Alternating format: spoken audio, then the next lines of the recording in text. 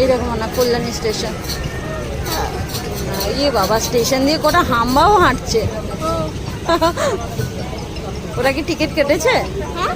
ওরা কি টিকিট কেটেছে?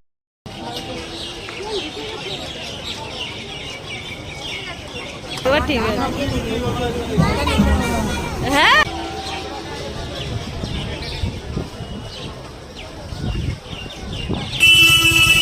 আকাশটা দেখো একবার, আকাশের অবস্থা দেখো।